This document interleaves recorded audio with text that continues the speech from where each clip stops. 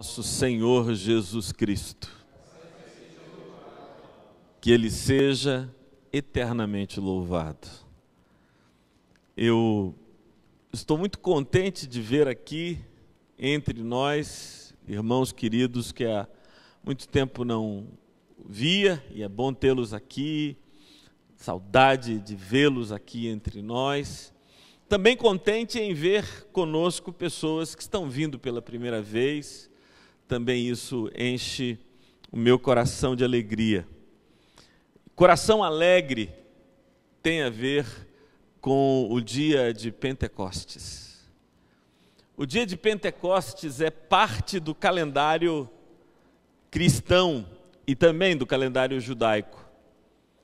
A palavra Pentecostes, com esse prefixo grego, penta, tem a ver com o fato de que 50 dias após a Páscoa era celebrada a festa de Pentecostes.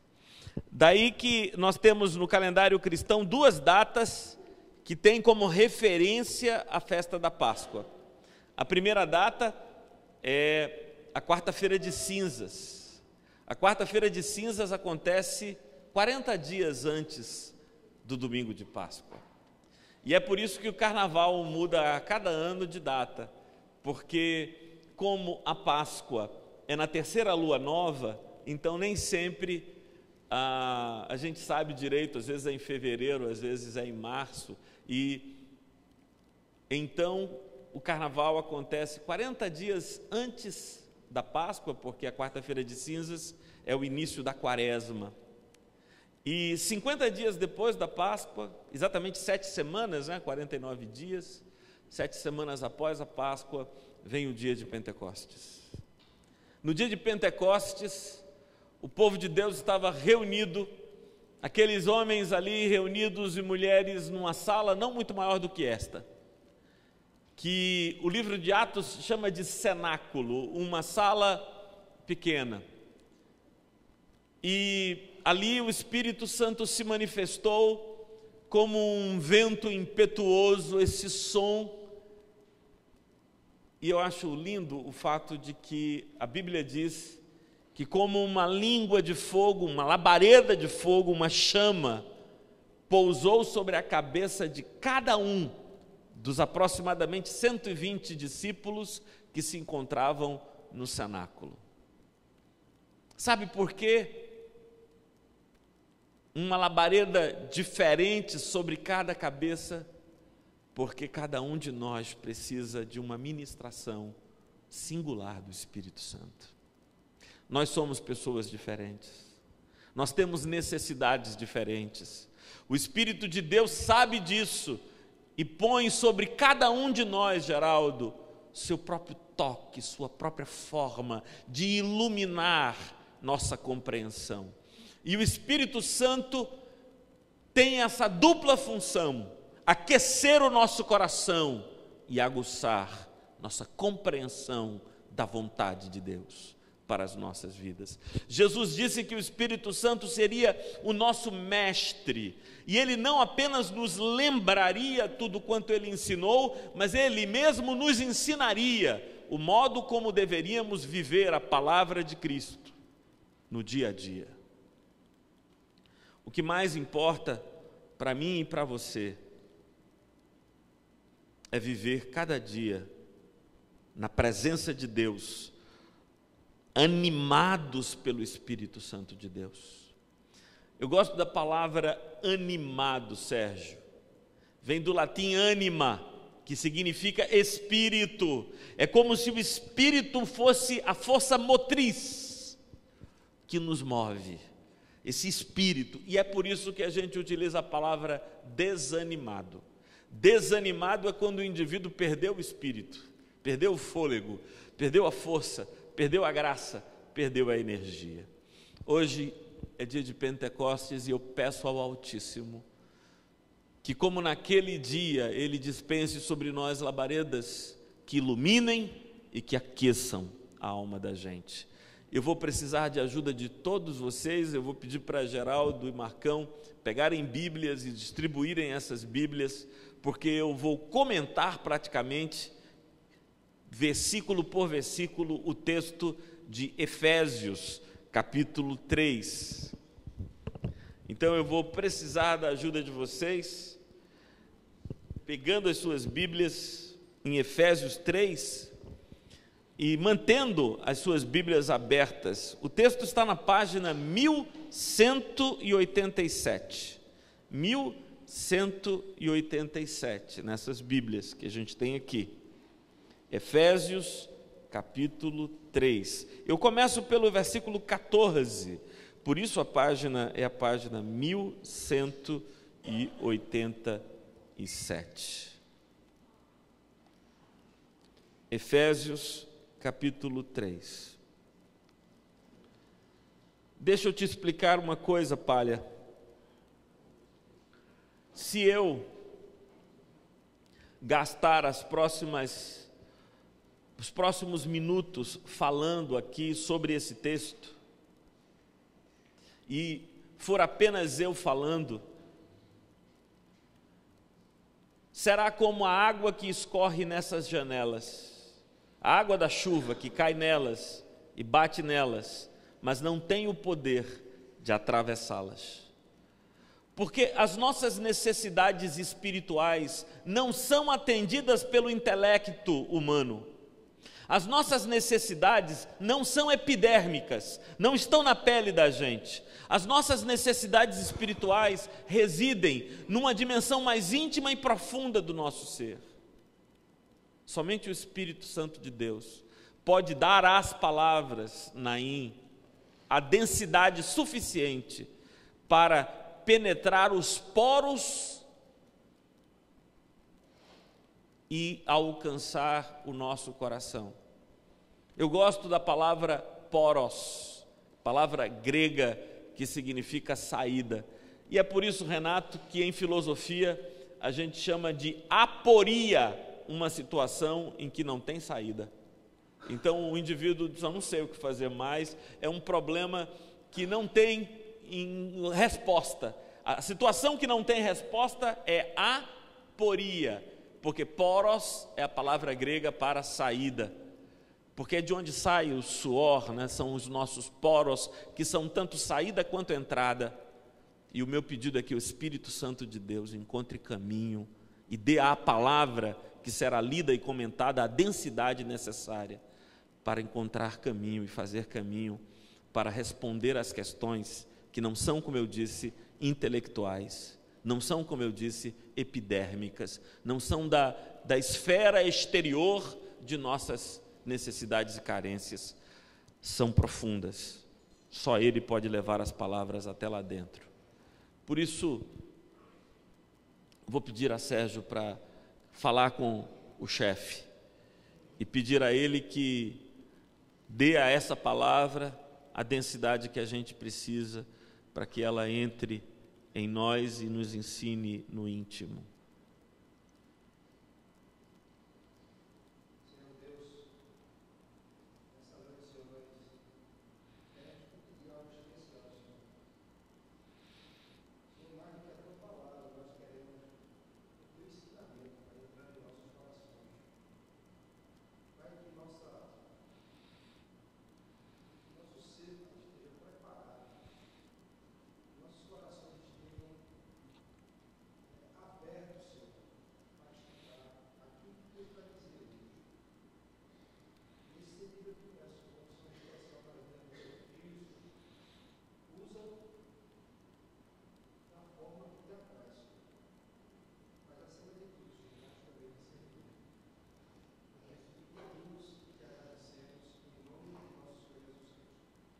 Amém.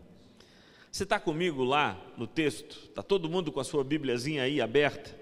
Então, vamos ler, e eu vou comentar. Não vou ler o texto inteiro, a perícope inteira, mas vou começar pelo versículo 14 e ir comentando à medida que eu vou lendo. O assunto de que Paulo tem a tratar é muito grave, e a gravidade do tema se revela por essas primeiras palavras. Por esta causa me ponho de joelhos diante do Pai. Alguém aqui já orou de joelhos alguma vez? Não é o costume da maioria das pessoas orar de joelhos. A gente costuma orar de joelhos quando é grave, quando o assunto é delicado, aí a gente apela e a gente se põe de joelhos, para tudo e se prostra e se ajoelha. O assunto é sério para Paulo, por isso ele diz, por causa deste tema que vai apresentar agora, ele se coloca de joelhos diante do Pai. Este Pai de quem toma nome toda a família, tanto no céu como sobre a terra. E eu paro aqui e faço aqui a minha primeira pausa. Por causa disso, eu me coloco de joelhos diante do Pai, de quem toma nome toda a família, no céu e na terra. Meus filhos se chamam Tiago Martorelli Coutinho Dantas, Tainá Martorelli Coutinho Dantas. Meus filhos tomaram o meu nome. Tomaram o meu nome. Giovana brinca dizendo que ela é Giovana Martorelli, que ela quer tomar meu nome. Meu nome que seja dela, porque meus filhos têm meu nome, porque tomaram o nome do Pai. Mas eu tive um colega no seminário presbiteriano, onde eu estudei na década de 80, que é pastor da igreja presbiteriana independente, que tinha um nome diferente, Thomas.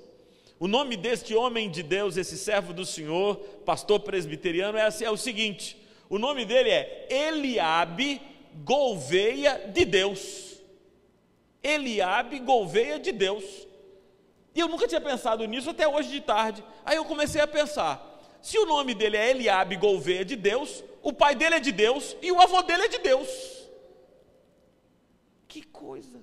Tem uma família nesse Brasil que se chama de Deus. Pois teu nome mudou hoje, Naim. Porque você recebeu o nome de seu pai, não foi? Mas tem um outro nome que quer entrar no teu nome. O nome de Deus.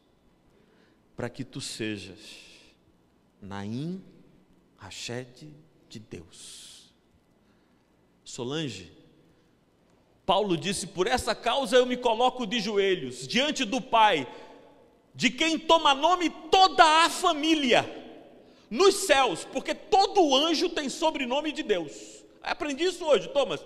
Todo anjo, quando a gente fala do arcanjo Miguel, o anjo Gabriel, é Gabriel de Deus, o sobrenome é de Deus, porque foi Paulo que disse. Paulo disse que lá no céu, toda a família tem esse nome. O nome do Pai é de Deus.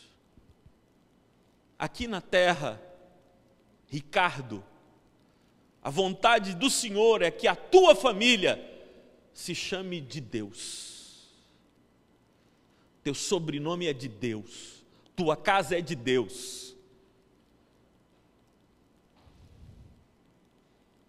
É isso que o Senhor quer? Ou eu estou entendendo mal? Por causa disso, me ponho de joelhos diante do Pai. Pai, de quem toma nome toda a família, tanto no céu quanto sobre a terra. Então, meu primeiro pedido ao Espírito Santo de Deus é que nos dê identidade em nome de Jesus. Nós temos que ter identidade. A minha identidade é que eu sou de Deus, eu sou Martorelli de Deus. O meu pai é o Senhor, seu Olegário é meu pai, eu levo o nome de meu pai, mas sobre o nome de meu pai, há o nome de meu pai com P maiúsculo, por isso o meu nome é Martorelli de Deus. Eu ando nesse mundo com essa convicção de minha identidade. Qual é a minha identidade? Quem é o meu pai? De que família eu pertenço? A que família eu sou ligado? E ele continua. Para que segundo a riqueza da sua glória. Perceba, Moisés, que a palavra segundo a riqueza é uma ideia de proporção. O que Paulo quer destacar aqui é uma proporção. Primeiro ele diz, isto que eu vou anunciar é segundo a riqueza da sua glória, a glória do Pai. E qual é a riqueza? Qual é o tamanho da riqueza da glória do Pai, Marcão? É imensa, é incomensurável, é exuberante. Para que segundo a riqueza da glória do Pai, vos conceda que sejais fortalecidos com poder, mediante o seu Espírito, no homem interior. Aleluia. Sabe o que é que Ele quer nos propor? Ele quer que a gente receba poder.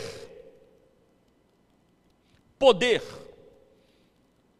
Eu conheci ao longo da minha vida muita gente rica, muita gente influente. E eu me lembro que houve um período da minha vida em que eu presidia um conselho de irmãos, que se eu fosse contabilizar o PIB daquele conselho, ia ficar na estratosfera do Recife. As pessoas mais poderosas do Recife, influentes no Recife, se sentavam naquele conselho que eu presidia. Eram pessoas ricas, influentes, mas sem poder interior.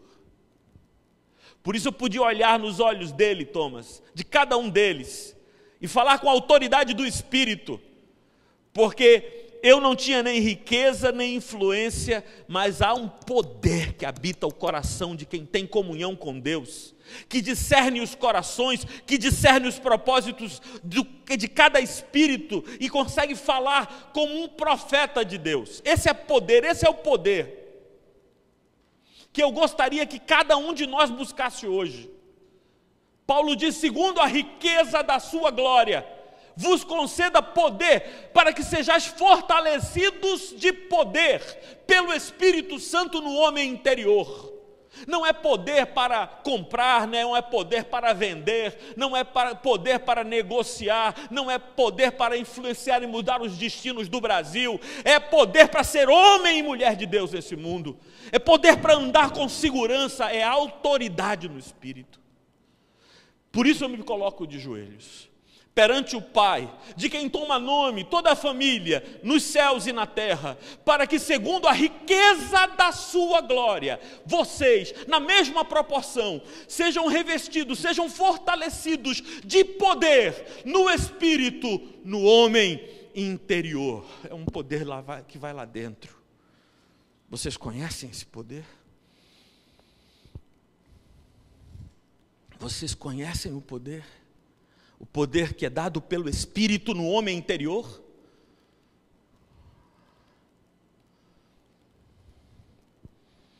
Tem 3 características que eu vejo no mundo de hoje, nas pessoas com quem eu convivo. A primeira delas é fragilidade emocional. Fragilidade emocional. Eu estou chamando, já faz um tempo aqui, Rubens, dizendo que essa é a geração cavaquinho. Eu vou explicar, Fabiana, por que eu chamo o Ricardo de geração cavaquinho. Vocês sabem o que é aquele cavaquinho que vende nos sinais?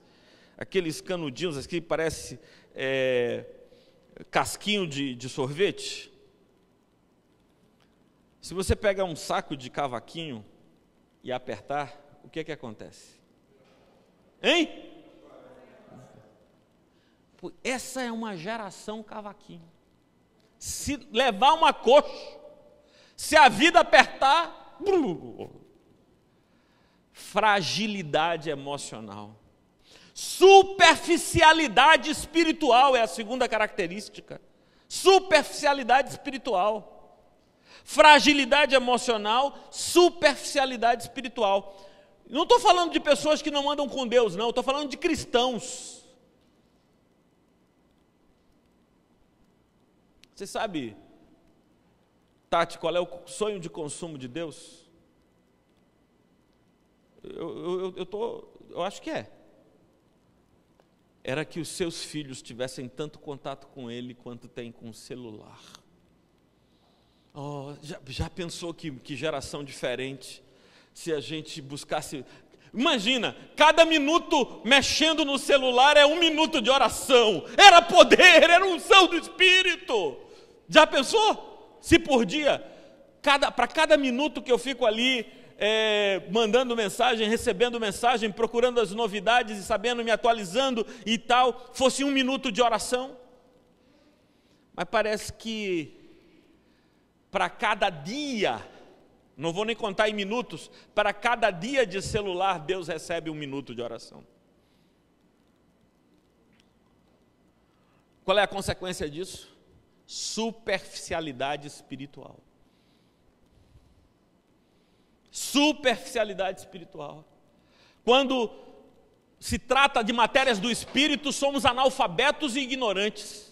Quando o assunto se trata de relacionamento com Deus, de compreensão da vontade de Deus, de amor e de perdão, dessas coisas do Espírito, a gente não entende nada, porque nosso relacionamento com Deus é aquele relacionamento assim, de oi-oi.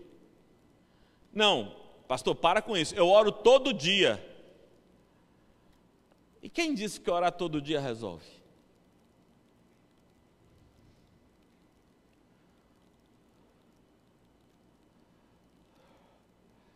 Qual mulher aqui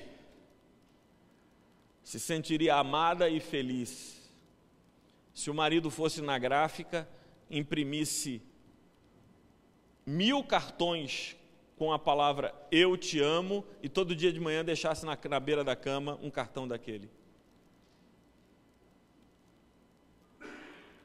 Aí você dizia, não, da primeira vez foi até bonitinho.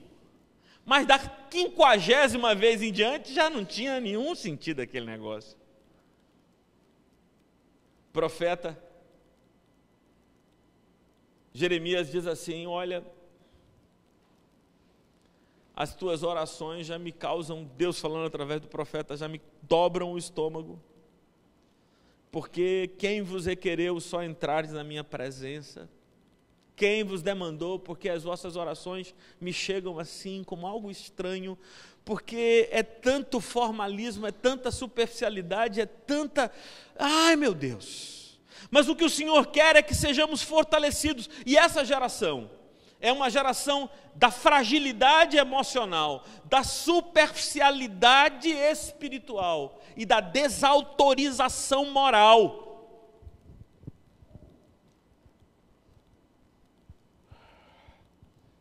Porque a gente não resolve nossos lances com Deus.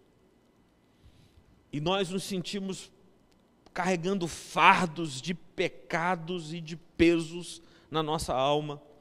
E a gente mal tem coragem de levantar o rosto e de olhar nos olhos dos nossos irmãos. A desautorização moral. Acusados o tempo todo. E esse é o retrato da nossa geração. Mas sabe, houve homens de Deus que não foram assim. Houve homens de Deus que tinham uma intimidade com Ele tão grande que você podia sentir o perfume do Senhor na presença desses caras. E quando eles abriam a boca, a voz, trovão de Deus, recuava por todos os corações. Mas a história mais estranha, Hélio, é a de um pregador inglês chamado Jonathan Edwards. Aí tem umas histórias de Edwards que eu acho absurdas. Porque você sabe que os pregadores anglicanos, em todo o mundo, pregam lendo. Pregam lendo.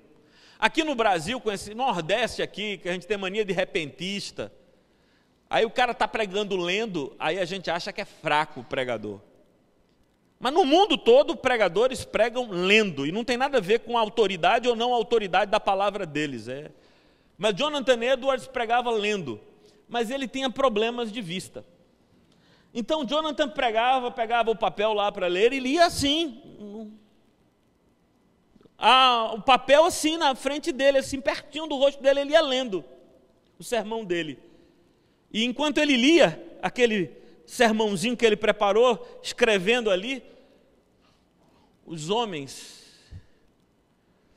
se agarravam nas colunas da igreja, porque a sensação que eles tinham é que por causa da mensagem e da presença de Deus, eles seriam arrancados por Deus e levados para o inferno. E eles tinham medo. E enquanto Jonathan pregava lendo o papelzinho ali, os caras se agarravam nas colunas da igreja, porque a sensação que eles tinham é que o Senhor vai arrebatá-los, porque o poder de Deus era tão grande naquela casa, naquela igreja, naquele templo, enquanto o velhinho ia lendo o texto que ele escreveu. Alguns biógrafos de Edwards diziam que na liturgia, enquanto ele se sentava ali do lado, antes de começar a pregar, ele ia para o púlpito, sentava-se ali, e os leitores e a liturgia anglicana ia rolando, e as pessoas sentadas nos bancos da igreja, só de olhar para o rosto de Jonathan Edwards, se arrependiam de seus pecados. E começavam a chorar. Não, ele não começou a pregar ainda. Mas havia alguma coisa na vida daquele homem, que é como se Deus estivesse nele. E é isso que Paulo diz, por isso eu me coloco de joelhos, diante do Pai, em quem todas as famílias da terra, no céu e da terra, tomam nome, para que sejais fortalecidos no poder, na mesma proporção de que é rica a glória dele nos céus, pelo Espírito Santo no homem interior. O que eu desejo é que você, Geraldo, Marcão, Naim, todos nós, nos levantemos como homens e mulheres de Deus, cheios de autoridade e de poder que esse mundo não conhece, para falar de amor. Vejam, voltem comigo para o texto. Por esta causa me ponho de joelhos diante do Pai, de quem toma o nome toda a família, tanto no céu como sobre a terra, para que, segundo a riqueza da sua glória, vos conceda que sejais fortalecidos com poder, mediante o seu Espírito no homem interior, e assim habite Cristo no vosso coração. Cristo habitando no meu coração. O meu coração sendo a residência de Cristo, moradia de Cristo, habitar de Cristo, lugar de Cristo, santificado pela sua presença, pela fé, estando vós arraigados e alicerçados em amor. Aqui Paulo utiliza duas figuras, uma da agricultura e outra da construção civil. Ele diz que esse homem, cheio de poder, que é dado pelo Espírito Santo no homem interior, esse indivíduo tem fé, e por causa dessa fé no seu coração, quem habita? Quem habita no coração dele? Cristo. E porque Cristo habita no seu coração, dois fenômenos acontecem. É como se ele fosse uma planta, e suas raízes entrassem profundamente na terra. Paulo diz que ele é arraigado. Arraigado significa aquele que se agarrou à terra, como as raízes de uma árvore profundas se colocam lá dentro. A segunda metáfora que ele utiliza é alicerçados. E aí ele fala da construção civil. É a casa que é sólida, porque seus alicerces são profundos, e ela é construída com base nesses alicerces. Onde é que está a tua raiz? Onde estão teus alicerces? A resposta é no amor. Amor. Ninguém será um homem e uma mulher de Deus, fazendo diferença nesse mundo, nem tendo autoridade para proclamar a verdade e as verdades do Senhor, se sua fundamentação, se o seu fundamento, se suas raízes e alicerces não for o amor. Mas, Simone, o que é isso no mundo de hoje? O que é amor no mundo de hoje? O que é amar, portanto? Amor em Jesus é diferente do que o amor na literatura romântica ou nos filmes e novelas que assistimos.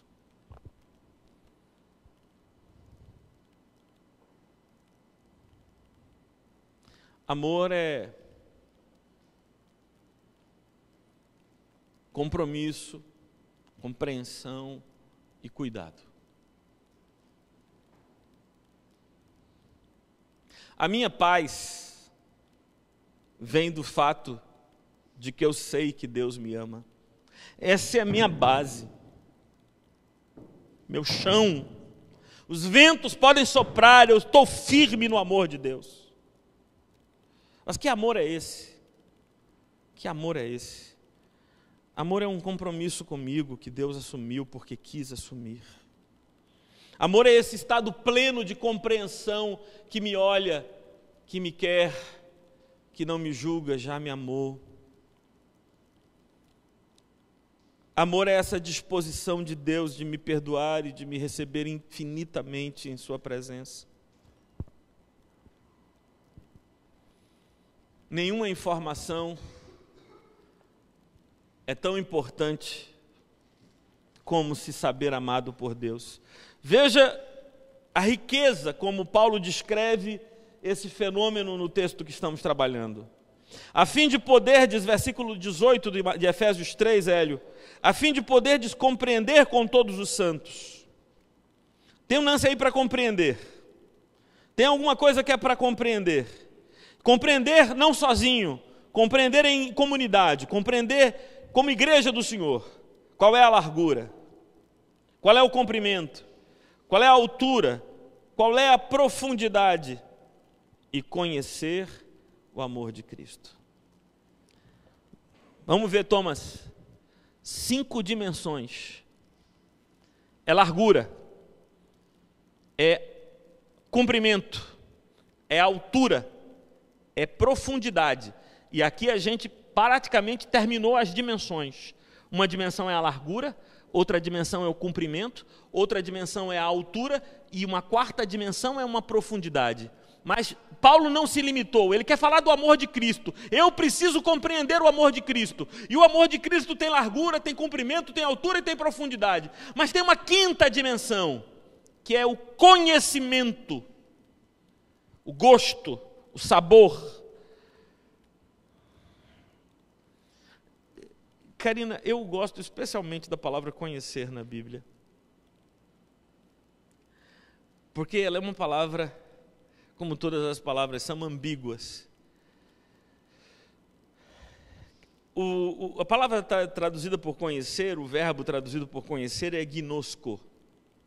De onde vem o substantivo gnose, que é conhecimento. Mas conhecer não é aquilo que a gente faz. Olá, prazer, Sueli, meu nome é Martorelli. Eu te conheço. Fulano é meu conhecido.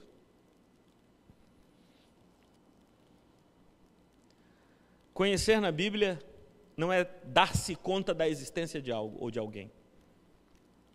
Conhecer na Bíblia, Tati, é em ter intimidade amorosa com alguém. E é essa expressão que é utilizada, Ricardo, quando se diz assim: e José não conheceu a Maria até que ela deu à luz o seu primeiro filho. Quer dizer que José nunca tinha visto Maria, nunca tinha a cumprimentado, eles estavam viajando juntos até Belém, foram lado a lado, ele cuidando dela, e ele não a conhecia, não a conhecia, significando o quê? Que José não se deitou com Maria até que ela deu à luz o seu primeiro filho. A vontade de Deus é que conheçamos a Ele. E é por isso que Paulo diz o seguinte, vejam que beleza, ele diz assim: a fim de poder compreender com todos os santos qual é a largura, e o comprimento, e a altura, e a profundidade, e conhecer o amor de Cristo, que excede todo o entendimento, para que só sejais tomados de toda a plenitude de Deus. Lascou. Paradoxo. Veja o paradoxo aí, seu Renato. Ele diz que é para eu compreender. Ele diz que é para eu conhecer, não diz? E depois ele diz uma terceira coisa que entra em conflito com tudo que ele havia dito antes. Ele diz que é acima de todo o entendimento. Como é que eu vou compreender? Como é que eu vou conhecer o que eu não posso entender?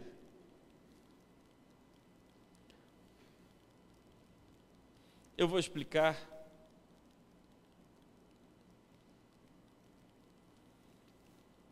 com uma alegoria.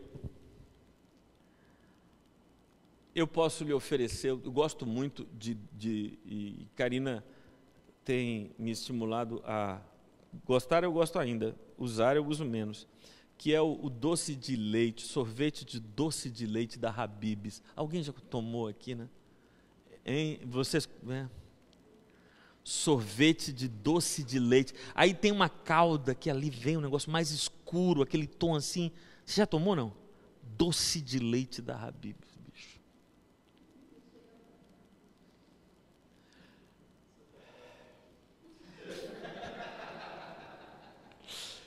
Rapaz, é o seguinte. Eu posso mostrar a você. Você pode até experimentar. Mas entender porque nos faz tão bem e dá tanto prazer, eu não sei explicar. O amor de Cristo, eu posso ver, eu posso contemplar, eu posso até degustar o amor de Cristo, mas eu nunca vou entender porque Ele me ama. Flavinha, aleluia! Aleluia, aleluia, porque eu posso ver, posso medir tamanhos e tal, e ver largura, comprimento, altura, profundidade, e é imenso, e é maravilhoso, é exuberante, e eu posso conhecer esse amor, mas entendê-lo nunca. Entender significa estabelecer uma relação de causa e efeito. O negócio não está fácil não, viu, seu Hélio? Esses dias eu recebi lá em casa a Tainá para ensinar filosofia. Ela está estudando na escola filosofia, primeiro ano do ensino médio. Aí ela me sai com uma pergunta dela: Painho, eu queria que o senhor me ensinasse os conceitos de causalidade no pensamento de Aristóteles. Eu digo, minha filha, quem lhe falou disso? Quem lhe contou esse negócio? Não, pai, o senhor podia me explicar as relações de causalidade no pensamento de Aristóteles? Eu digo, minha filha, eu vou lhe contar como é que é o negócio. Aristóteles acreditava que para conhecer as coisas eu preciso olhar para elas e estudá-las. Ele era diferente do seu professor Platão, que dizia que para conhecer as coisas eu preciso olhar para o mundo das ideias, o plano das ideias, e Aristóteles não, dizia que era aqui nas coisas. E para conhecer os objetos, eu tenho que conhecer as 4 causas: a causa material, a causa formal, a causa eficiente e a causa final.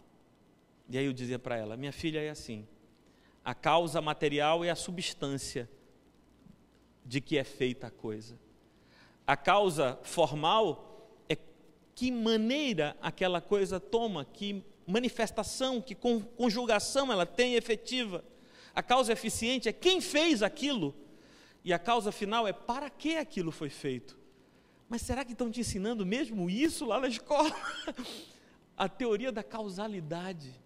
Aristóteles dizia que para entender as coisas é preciso compreender as causas. E aí eu faço a pergunta: Deus em Cristo Jesus me ama, e o que o levou a me amar? Eu não sei. Isso está acima do meu entendimento. Se conhecer é discernir as causas, eu nunca vou saber quais as causas do amor de Cristo por mim. Mas esse amor que eu contemplo, que eu saboreio, que eu conheço e que provo, mas que eu não entendo, é o meu alicerce e meu fundamento. E quando eu me firmo nisso, disse Paulo, olha outro choque teológico, seu Thomas. Paulo já havia dito que Cristo habitaria em nosso coração. E veja o que ele diz agora no versículo 19. Que se eu conhecer o amor de Cristo, que excede todo o entendimento, eu vou ser tomado por toda a plenitude plenitude de Deus. Isso aqui, meu irmão, é Pentecostes. Pentecostes é quando o indivíduo é tomado por toda a plenitude de Deus. E Deus que é totalmente outro, e Deus que é incompreensível, e Deus que é incognoscível, passa a morar em mim, habitar em mim, e a plenitude de Deus me toma como uma força vulcânica e poderosa dentro de mim, irrompendo sobre a minha vida.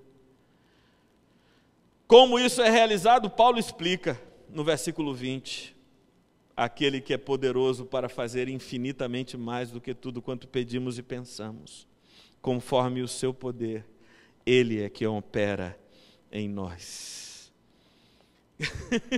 Vejam como esse texto é interpretado fora do contexto. Eu ouço as pessoas dizerem o tempo todo por aí, não, é que aquele que sabe, o texto diz assim, aquele que é poderoso para fazer infinitamente mais do que tudo quanto pedimos e pensamos, e esse contexto aí é de oração.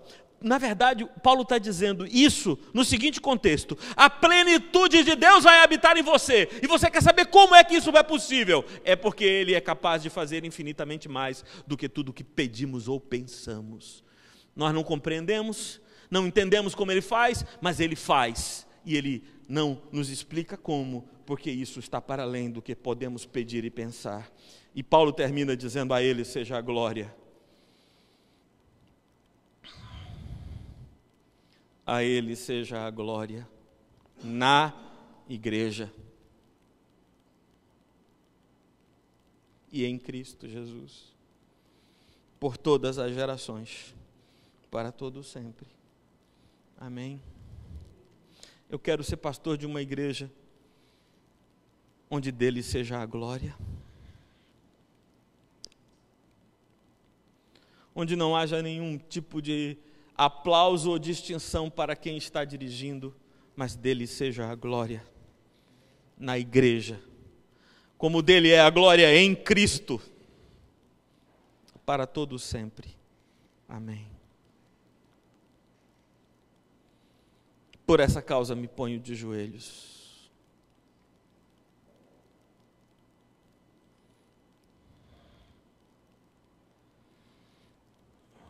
Eu tenho uma compreensão, Renato,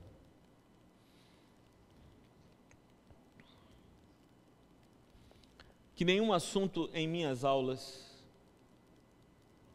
quer sejam as aulas na faculdade de Direito, quer sejam as aulas de filosofia e de história da filosofia, nenhum tema que eu possa abordar é mais importante do que as coisas do Espírito. Por isso eu dou um jeito sempre de falar aos meus alunos sobre as coisas do Espírito. Porque eu creio que são as coisas do Espírito que têm o poder de nos transformar, de nos mudar e nos renovar.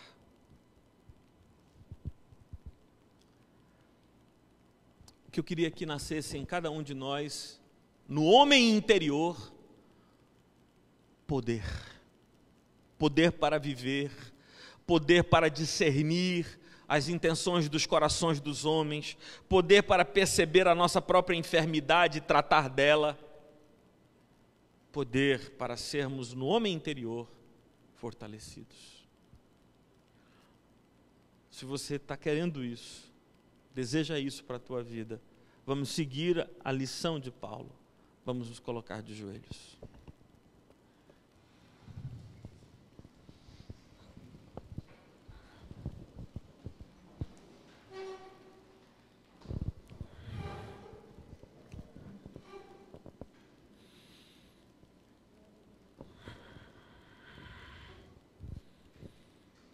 O Senhor nos ama, meus irmãos.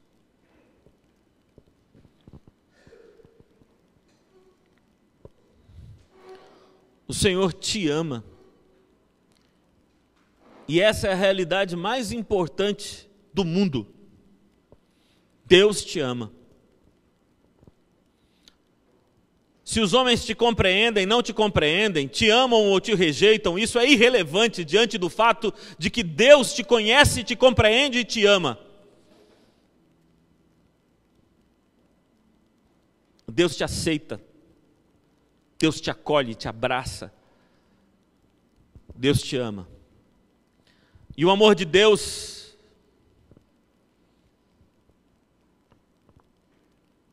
tem uma largura que não dá nem para ver o fim, um comprimento que não dá para ver o fim, uma altura e uma profundidade que não se podem ver o fim.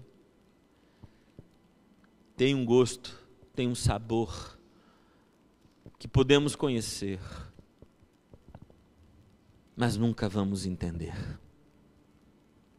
Porque Deus quis te amar assim, você não sabe. O que você sabe é que deve agradecer. Senhor, aqui estamos de joelhos, nós dessa geração cavaquinho, gente frágil emocionalmente, superficial espiritualmente, desautorizado moralmente. Aqui estamos nós, Senhor, nesse mundo, querendo ser diferente, querendo ter relação viva contigo, Senhor, querendo ser fortalecidos no poder, no homem interior, para que a nossa vida seja arraigada e alicerçada no amor de Cristo, e Ele mesmo habita em nossos corações. Que a nossa voz seja de Cristo, que a nossa mente seja de Cristo, que o nosso toque seja de Cristo, que o nosso abraço seja de Cristo, que a plenitude de Deus habite em nós. Mas como pode num ser pecador como eu, trapo de imundícia, habitar a plenitude da santidade de Deus?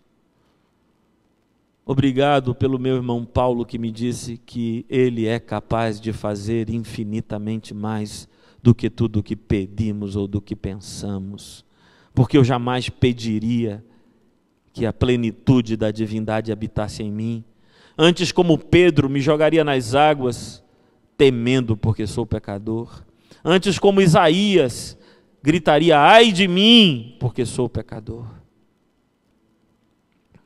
Mas se tu queres, se te apraz habitar pecadores, eis-nos aqui, Senhor.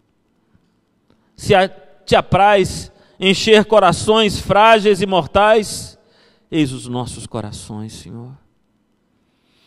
Se tu queres que homens e mulheres sejam tomados pela plenitude do teu ser, estamos aqui, Senhor, e queremos isso sobre nossas vidas, queremos isso para nós. Usa-nos, Senhor, dá-nos, Senhor, de Ti, em nome e para a glória do Teu Filho. Amém. Pode se assentar.